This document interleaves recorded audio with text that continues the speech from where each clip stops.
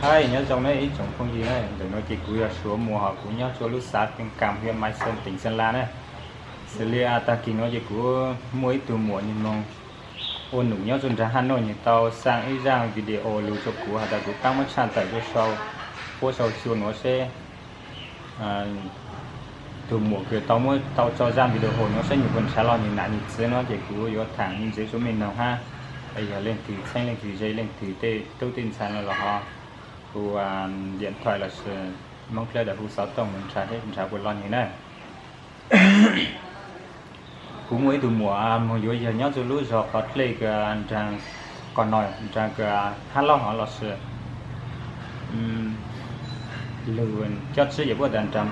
phiên thị hoặc bản phiên thị nhìn nó giờ thuật sản làm bó này như ta tỏ từ mùa hát từ giờ ta tỏ mong muốn nhớ từ trang Hà Nội này chị có mới từ xài như trước khăn như lúc bây ta sử như lúc bây hoa cá là hoa trà nó nhìn mà bây giờ chắc sẽ cho Hà Nội thì tao tao ôn đủ nhớ cho lúc công ty họ hát gì họ từ khu sự bao phát gì từ xài đang nhìn mua như từ nã to mong cho tao xuống tây hát nó nữa nhìn nã to mong tao xuống tây gì tây giàn xe bây giờ là từ xài cái tao cho rằng video nó lười từ xài như nã như từ họ như họ tụ tao từ mùa kiểu bà họ từ nã họ từ nhớ xuống tây nó họ thì nhìn lên mặt nông lo này nhưng mà nông lo thì như họ phao từ cho cú từ mùa cái món nấu chuồn cho Hà Nội họ nó thì như họ khu sáu tông luôn từ cú từ mùa thật thà thì như họ cho lấy ra video lụt còn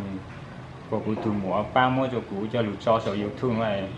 giờ mấy lần thì bao nó thì họ mua sang ít lần sang cho ít lần một xe của mình cho những nạn sự này xe của phần trái lon như ha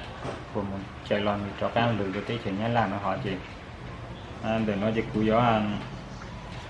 cho ra video cho mấy sai nữa từ mùa thì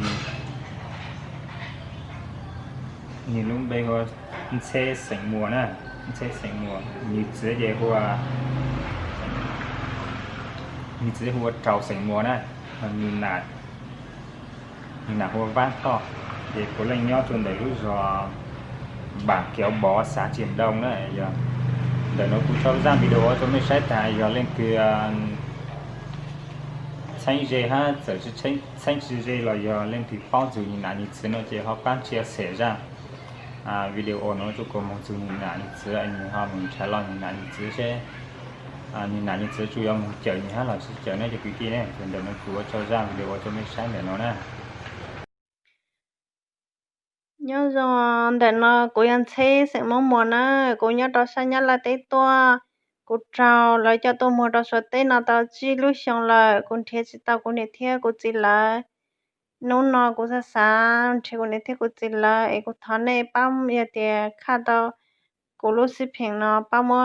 một trò này cho phong yêu thiệt bám cố thiệt thiệt sẽ thì tao cố thiệt cố chỉ là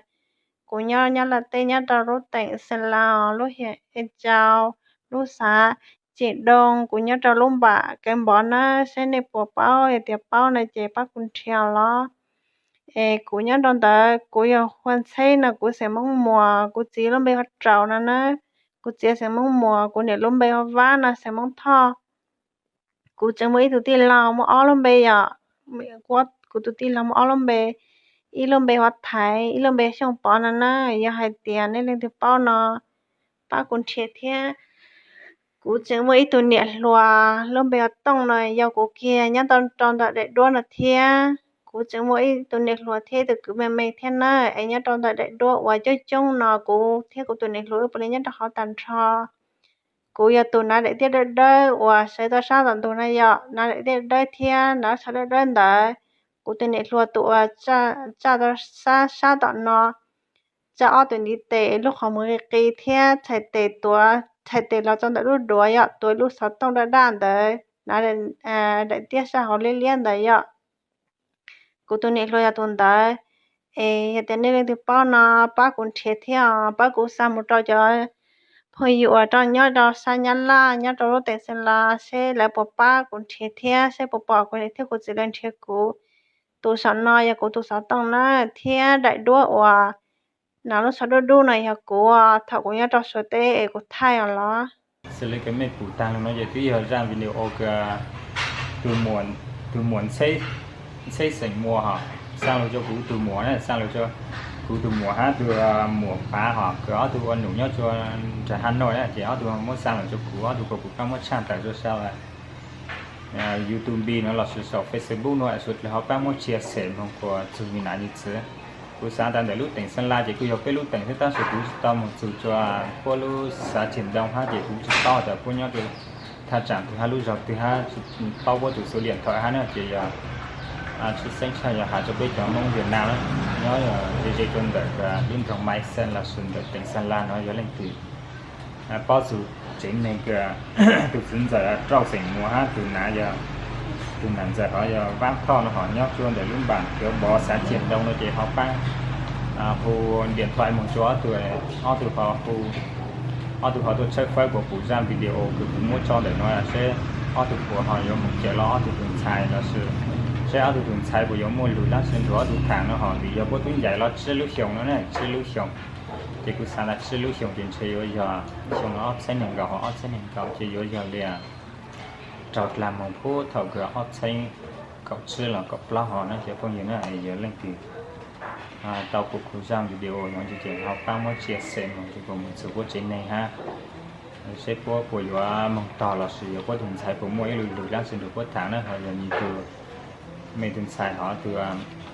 xài xe sành múa thì nhìn tôi muốn nhìn từ số điện thoại cho cả trong thời gian video nó này mấy ha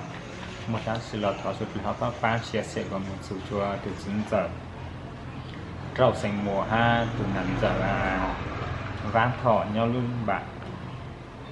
bạn kiểu bó xã triển đông cái cú số mùa mình chọn đơn tao này rồi họ phát chia sẻ ha mình chọn đó này